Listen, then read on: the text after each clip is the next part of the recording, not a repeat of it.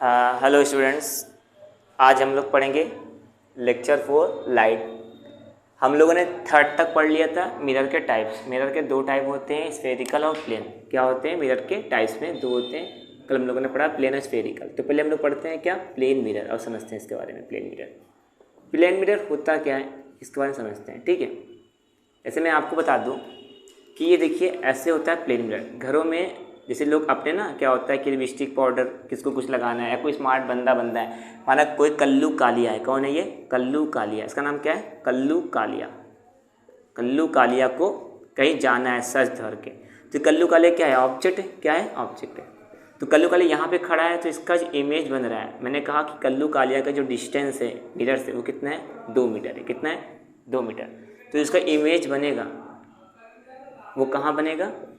ठीक 2 मीटर दूरी पे। कितने बनेगा? 2 मीटर दूरी पे ये इमेज बन रहा है। एक बात तो हमने क्या देखा यहाँ पर, हमने देखा कि ऑब्जेक्ट 2 मीटर पे है, तो इमेज भी कितने पे? 2 मीटर। तो क्या वर्ड, पहला वर्ड क्या निकाला हम लोगों ने कि ऑब्जेक्ट का distance, object distance is equal to image distance. Object distance equal to image distance. एक बात यहाँ पे क्लियर हुई अच्छे से। सेकंड थिंग हमने देखा कि मैंने कहा कल्लू कालिया की जो हाइट है वो 1 मीटर है। कितना है? 1 मीटर है। तो यहाँ भी हाइट कितनी हो गई? 1 मीटर। कितनी हो गई? 1 मीटर। तो यहाँ पे हाइट 1 मीटर है, तो यहाँ भी हाइट 1 मीटर। ऑब्जेक्ट अगर 1 मीटर का, तो इमेज भी कितने का? 1 मीटर का। तो क्या बोलेंगे हम? ऑब्जेक्ट का size, object size is equal to image size. Image size. अब एग्जाम्पल समझिए, जैसे आप मिरर में देखते हैं खुद को, तो क्या मिरर में देखने के बाद क्या ऐसा होता है कि आप देख रहे हैं, आप 2 मीटर के थे, मिरर में देखे 1 मीटर हो गए, अरे यार मजा आ गया, मैं तो बड़ा था, मिरर में छोटा हो गया। ये पॉसिबल है नहीं, ठीक है। तीसरी बात जो इसकी इंपॉर्टेंट बात है वो ये कि जो जैसा यहाँ पर ऑब्जेक्ट होगा, जिस साइज से सर ऊपर है तो इसका भी सर ऊपर है, पैर नीचे तो पैर नीचे ना। ऐसा नहीं कि आप देख रहे हैं मिरर में सर हमारा ऊपर था, नीचे हो गया, उल्टा हो गया, सीधा ही रहता है ना। उसको बोलते हैं इरेक्ट। क्या बोलते हैं? इरेक्ट। और यहाँ पे जो इमेज बन रहा है, इस इमेज को हम गेन नहीं कर सकते, मतलब किसी स्क्रीन पे ला नहीं सकते हैं। इसे क्या बोलेंगे? Virtual and erect. Virtual and erect. Virtual and erect क्या बोलेंगे? तो क्या बोलेंगे? इमेज कैसा बनता है? Image form virtual and erect. Virtual erect कहाँ बनता है? Behind the mirror. Behind the mirror के पीछे बनता है, ठीक है। अगला बात क्या है इसका? Focal length. फोकल लेंथ कहाँ पे होता है इसकी? इन्फिनिटी। तो फोकल लेंथ कहाँ होता है? फोकल लेंथ कहाँ होता है? इन्फिनिटी। कहाँ पे होता है? इन्फिनिटी। फोकल लेंथ कहाँ पे होता है इसका? इन्फिनिटी होता है। क्या यहाँ तक बात क्लियर हुई? ये जो प्लेन मिरर की प्रॉपर्टी है मैंने बता दिया आपको। बाद तो गुड न्यूज़ बताऊँ मैं, ये एग्जाम में पूछा भी था कि image distance equal to object distance किस मिरर में होता है। तो सेम साइज पूछता है कि सेम साइज, तो सेम साइज कहाँ बन रहा है? सेम ऑब्जेक्ट का साइज इमेज साइज बराबर है ना। कहाँ बनता है ऐसा? प्लेन मिरर पे। कहाँ बनता है? प्लेन मिरर पे। इतनी बात समझ आ गई? नोट करिए, फिर अगला देखिए। देखिए प्लेन मिरर में एक चीज़ हमें और पढ़ना था, ये पढ़ना था कि अगर मिरर हमने लगा दिया, ऐसे मिरर, ये हमारा ऐसे मिरर है, ऐसे देखिए ऐसे मिरर है, ठीक है। यहाँ पर कोई कल्लू कालिया दौड़ किससे रहा है? 2 मीटर पर सेकंड से। तो कल्लू कालिया क्या है? ऑब्जेक्ट। क्या है? ऑब्जेक्ट। तो ऑब्जेक्ट किससे दौड़ रहा है? 2 मीटर पर सेकंड। तो इसका जो इमेज होगा पीछे मिरर के, वो भी यहाँ दौड़े, किससे दौड़ेगा? 2 मीटर पर सेकंड से। ये इमेज। अगर ऑब्जेक्ट जितनी स्पीड से ऑब्जेक्ट दौड़ेगा उतनी स्पीड से इमेज। क्या बताया यहाँ पर कि ऑब्जेक्ट का जो स्पीड होता है, object speed is equal to image speed. क्या यहाँ बात क्लियर हुई अच्छे से? ये पूरा प्लेन मिरर के बारे में समझ आ गया। अब अगली हेडिंग हम लोग की रहेगी फील्ड ऑफ व्यू। क्या होगी? Field of view. वो देखिए फील्ड ऑफ व्यू कैसे पढ़ेंगे उसके बारे में समझिए। यहाँ पर फील्ड ऑफ व्यू क्या होता है? देखिए फील्ड ऑफ व्यू का बड़ा रोल है लाइफ में। फील्ड ऑफ व्यू का बड़ा रोल है। जैसे फील्ड ऑफ व्यू का मतलब समझा दे रहा हूँ मैं आपको कि एक ऐसे मिरर लगा दिया पहले हमने, ऐसे यहाँ पे लगा दे रहा हूँ मिरर, ऐसे छोटा सा, ऐसे ऐसे ऐसे ऐसे ऐसे ऐसे, ठीक है ऐसे। अब यहाँ पे कोई ऑब्जेक्ट रखा गया है ऐसे, ये ऑब्जेक्ट, ये क्या ऐसे ऑब्जेक्ट, पॉइंट साइज का ऑब्जेक्ट है। ये ऑब्जेक्ट को हमें देखना है, तो अवस्था आँख को बड़ा कर दे रहा हूँ, ठीक है, समझाने के लिए। से आँख को बड़ा कर दे रहा हूँ, ऐसे ऐसे, ठीक है, ये आ गया, ठीक है। अब देखो कुछ रोशनी सीधा आएंगे ऐसे आंखों में लगेंगे, कुछ चले जाएंगे मिरर पे ऐसे, ठीक है। तो जितने दूर पे ऑब्जेक्ट है उतने दूर पे क्या बनेगा, इमेज बनेगा।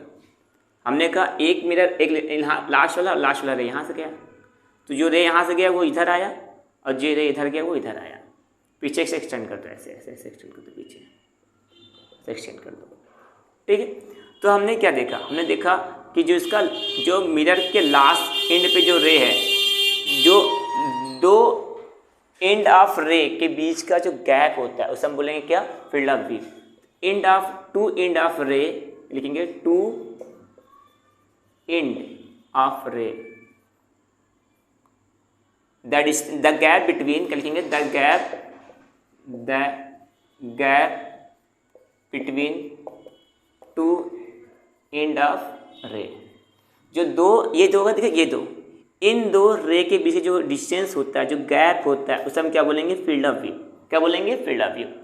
अब ये आता है कि इसको प्रैक्टिकल लाइफ में देखिए कैसे एग्जांपल, जैसे मैं आपसे एग्जांपल लेता हूँ, बगल में यहाँ पे खड़ा है, अब ये मिरर है सबका, ठीक है, मिरर, इसको इरेज कर दूँ मैं, ये ऑब्जेक्ट था तो ये इमेज ये होगा, इसको इरेज कर दूँ मैं, इरेज कर दूँ, चलिए अब देखिए आगे अच्छे से। अब यहाँ पे देखते हैं हम अच्छे से, पहले इसको समझते हैं। मैंने कहा कि यहाँ कल्लू कालिया था मेरे सामने, तो कल्लू कालिया का रे ऐसे गिरा ऐसे जा रहा है, ऐसे गिरा ऐसे जा रहा है, ठीक है। तो मालूम है सुंदर कन्या यहाँ खड़ी थी, क्या सुंदर कन्या कल्लू का दिखाई पड़ेगा, ये पॉसिबल है। जैसे मैं ही आपसे कह दूँ ये मिरर इतना बड़ा लगा दिया मैंने मिरर, अब मैं मिरर के यहाँ खड़ा हो गया, ये मिरर है, मैं यहाँ खड़ा हो गया, तो मैं तो इसमें दिख नहीं रहा हूँ ना, मैं खुद को नहीं देख पा रहा हूँ ना, लेकिन उधर से कोई खड़ा रहेगा तो वो मुझे देख पाएगा। तो सुंदर कन्या इसको देख नहीं पा रही, सुंदर कन्या अगर यहाँ पे रहेगी मिरर के इस वाले एरिया में रहेगी, तो जहाँ से रे आ रहा है तो इसको देख पाएगी, लेकिन ये मिरर के सामने को नहीं है, मिरर तो यहीं पर है ना, सामने नहीं है। तो कहने का मतलब जब तक हम रे जो एंड ऑफ रे है उसके रेंज में आते हैं, उस रेंज में हमें क्या दिखाई पड़ेगा, हमें इमेज दिखाई पड़ती है, उसे बोलेंगे फील्ड ऑफ व्यू। ऑब्जेक्ट तो डायरेक्ट दिखाई पड़ रहा है, उसे मतलब नहीं है, इस ऑब्जेक्ट का इमेज इसमें दिखाई पड़ना चाहिए, किसमें, मिरर में। तो जितने रेंज में वो दिखाई पड़ती है कौन, इमेज, उस रेंज को हम क्या बोलेंगे, फील्ड ऑफ व्यू। क्या बोलेंगे, फील्ड ऑफ व्यू। अपने टॉपिक पर आते हैं, सीधा रिफ्लेक्शन ऑफ लाइट पर आते हैं, ठीक है। रिफ्लेक्शन ऑफ लाइट हम लोग कल पढ़े थे, उसके क्या पढ़ेंगे, ला, क्या पढ़ने वाले हैं हम, ला। तो अगला हेडिंग लिखिए, law of reflection of light. Next heading is law of reflection of light, reflection of light का लॉ। इसको देखिए, आ रहा है वीडियो अच्छे से, देखते ही क्या देखो, law of reflection of light है, सुनो। लॉ ये कहता है कि भैया किसके दो नियम है, देखो मैं एग्जाम समझ आपको, ये देखिए सरफेस ऐसे, सरफेस ऐसे, ठीक है, ऐसे ऐसे ऐसे ऐसे ऐसे ऐसे, ये देखिए सरफेस ऐसे है ना, ठीक है, ऐसे, ये नॉर्मल है, ऐसे नॉर्मल, ये नॉर्मल है ना, ऐसे ये नॉर्मल है। तो यहाँ से एक रे ऐसे में डाल दिया मैंने, और यहाँ से एक रे मैंने ऐसे डाल दिया, ये जो आ रहा है और ये जो जा रहा है, इस रे जो आ रहा है इसको बोलेंगे क्या, इंसिडेंट रे, और जो एंगल बन रहा है नॉर्मल से उसे क्या बोलेंगे, इंसिडेंट एंगल। ये एंगल जो बन रहा है उसे बोलेंगे रिफ्लेक्टेड एंगल। तो फर्स्ट ला ये कहता है, फर्स्ट इसका ला ये कहता है, फर्स्ट ला ये कहता है कि angle of incident is equal to angle of reflection. तो angle of incident is equal to angle of reflection. अगर मैं आपको दे दूं कि एंगल ऑफ इंसिडेंट दिया है 45 डिग्री, तो ये आर कितना होगा, तो आपने कहा आर 45। बात क्लियर। तो मैंने आपसे एक बात और पूछा, मैंने कहा भाई ये बता दो, अगर मैं एंगल ऑफ 60 डिग्री दे दूँ, एंगल आई कितना दिया, 60 डिग्री दिए, तो आर कितना होगा, तो आपने कहा आर 60। बात क्लियर। तो मैंने सवाल ये इतना ही कहा आपसे, एक छोटा सवाल दे रहा हूँ इसी पे, देखिए अच्छे से, तब आगे अगला बताऊँगा। ऐसे हमने लाइन खींचा, ऐसे करके ये पेंट कर दो, उसे पेंट कर दो ताकि लाइट पास ना करे। आपने ऐसे ले गिराया, चला गया, ये था हमारा कितना, 60 डिग्री, कितना था, 6 डिग्री। अब आपसे पूछा गया एंगल ऑफ इंसिडेंट कितना है, सवाल सुनिए, यहाँ कितना दिया हुआ है 60 डिग्री, तो पूछा गया एंगल ऑफ इंसिडेंट कितना होगा। तो ये 60, ये नॉर्मल से अगर हम लेंगे टोटल कितना होगा, 90। तो 90 प्लस इसको x मान लो या i मान लो, 60 plus i is equal to 90। तो i का मान कितना मिलेगा, 90 माइनस 60, i कितना मिला भाई, i कितना मिला, 30 डिग्री। तो i यहाँ कितना होगा, यहाँ का i कितना होगा, वो होगा 30 डिग्री। अगर i 30 तो आर भी कितना होगा 30 होगा, आर भी कितना होगा 30। तो जितना आई उतना आर, जितना आई उतना आर, कोई फर्क हुआ नहीं। तो याद रखिए इस बात को बताने की angle of incident made by the normal, angle of incident made by the normal, जो एंगल ऑफ इंसिडेंट बनता है वो कहाँ से बनता है, नॉर्मल से बनता है। इस बात का ध्यान देंगे हम लोग, ठीक है। अब सेकंड लॉ क्या कहता है, सेकंड लॉ कहता है कि इंसिडेंट रे, ये जो आ रही है, ये जो जा रही है रिफ्लेक्टेड, इसको बोलेंगे इंसिडेंट रे, इंसिडेंट रे, इसको क्या बोलेंगे रिफ्लेक्टेड रे, इसे क्या बोलेंगे नॉर्मल, इसे क्या बोलेंगे इंटरफेरेंस, इंटरफेरेंस। बात बताऊं फिर से, incident ray, normal, reflected and interference. तो कहने वाला incident ray, reflected and normal all lie in the same plane. देखो प्लेन क्या है, देखो ये एक्स एक्सिस है और ये वाला क्या वाई एक्सिस है। तो कहने वाला जब रे आती है ऐसे तो एक्स पे आई, किस पे आई एक्स पे आई, तो कहाँ पे जाती है एक्स पे ही जाती है। एक्स वाले आई तो एक्स वाले पे गई, तो इसमें इसने थोड़ी नहीं कि ऐसे एक्स पे ऐसे चलिए, ऐसे थोड़ी नहीं आई से चली आई, ऐसे ही गलत है। तो जिस प्लेन पे आएगी उसी प्लेन पे जाएगी। तो इसलिए बोला गया था सेकंड लॉ कि इंसिडेंट रे, क्या बोला गया सेकंड बोला गया था कि incident ray, reflected ray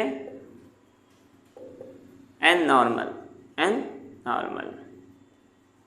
all lie in the same plane, in the same plane. क्या यहाँ तक बात क्लियर हुई? फिर से बोलूँ मैं, incident angle made by the normal is equal to reflected angle made by normal, incident ray, reflected ray and normal all lie in the same plane. ये दो बात समझ आ गई, इसको नोट करिए, फिर आगे बढ़ता हूं, नोट करिए इसको अच्छे से। देखिए अब अगला टॉपिक क्या है, regular reflection and irregular reflection, regular reflection and irregular reflection. क्या यहां तक बात क्लियर हुई? रेगुलर रिफ्लेक्शन का देखिए, जैसे मैंने कहा ऐसे, ये हमारे पास ऐसे शीशा ऐसे प्लेन है, ऐसे ऐसे ऐसे आराम से, ये रेगुलर रिफ्लेक्शन है ऐसे, ठीक है। हमने कहा कि ऐसे, अब देखिए जब रे गिरी ऐसे, एक रे गिरी ऐसे चली गई, फिर दूसरी रे गिरी ऐसे और ऐसे चली गई, फिर देखिए ऐसे गिरी और ये तीसरी चली गई। तो आपने क्या ध्यान दिया, आपने ध्यान दिया कि एंगल ऑफ जो इंसिडेंट जो रे है वो क्या है नॉर्मल है दूसरे के, तो रिफ्लेक्टेड भी क्या है नॉर्मल है। देखिए सब इंसिडेंट बराबर है और सब आर क्या है पैरेलल है, तो इंसिडेंट रे पैरेलल होंगे और रिफ्लेक्टेड क्या होंगे पैरेलल। तो क्या बोलेंगे, all incident ray are parallel to each other, all incident ray parallel to each other, parallel to each other, एक पॉइंट हो गया। दूसरा क्या लिखा मैंने, all reflected ray, all reflected ray, all reflected ray parallel to each other, parallel to each other. क्या यहाँ तक बात समझ आई? क्या यहाँ तक बात समझ आई? अब इरेगुलर दिख क्या होता है, इरेगुलर दिख क्या ऐसे, इरेगुलर, ये इरेगुलर होता है, ठीक है।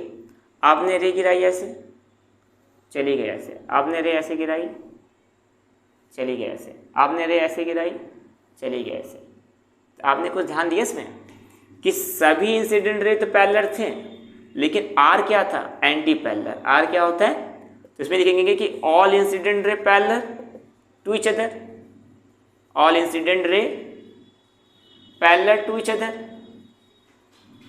पैरेलल टू ईच अदर ना। बट यहाँ पे all reflected ray, all reflected ray do not parallel to, all reflected ray anti parallel नहीं, do not parallel to each other, to each other. अच्छा देखिए इस पे सवाल क्या बना, बोर्ड में सवाल बना इस पे कि भैया हमें शीशे में दिखाई पड़ते हैं हम खुद को, तो हम न्यूज़पेपर पढ़ रहे हैं उसमें हमारा इमेज क्यों नहीं बनता।